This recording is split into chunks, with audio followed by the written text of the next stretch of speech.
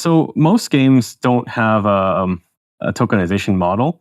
So it's just all in a database. So as a player, you can play the game.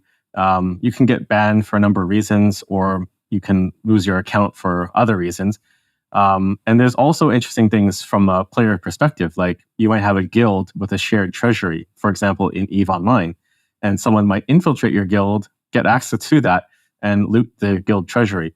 But because we issued the currency on Liquid, it is effectively a crypto asset like Bitcoin. So you can store it in a multi-sig wallet. You can have different permissions. You have bare custody of your digital assets in the game. So I think it's a bit of a, no pun intended, game changer for players. As a MMO player myself, I think it's very interesting. Okay, yeah. So I guess it's just I never got into that since I was too busy in grad school, and then I just fell out of that realm. But I did a lot of computer gaming when I was younger. I'm not trying to say that I wasn't involved in that, but so you're saying that for all the reasons, quote, like in the real world, people might be interested in having blockchain based assets that carries through even into the gaming world, and the fact that, oh, you got to trust other people with other games that occasionally comes up, whereas I think people who are playing those games might not even realize that's a thing.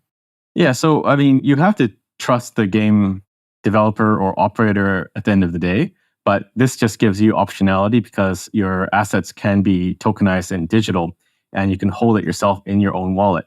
And it depends on how far we can go with it. But if we could, in theory, tokenize other assets like iron ore, copper, or things that you mine in the game, and let a fully tokenized economy emerge from that game, which would allow for free flowing movement of these assets and trade between players and conversion potentially into real world assets like Bitcoin or fiat monies. So I think it's a cutting edge project that we're trying to advance the state of the game industry. Because right now, at a lot of game companies, they see the scamminess of NFT projects because a lot of them are, pump and dumps and trying to fleece players of their money.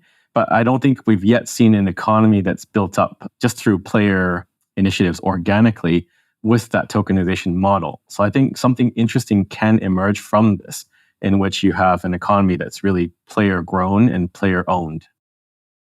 Hey everybody, this is Bob Murphy. Thanks for listening to this clip from the Infi podcast. If you like what you heard and want to hear more, please consider subscribing and share this video with others. We've got new episodes dropping every Friday with more insightful discussions. Stay tuned.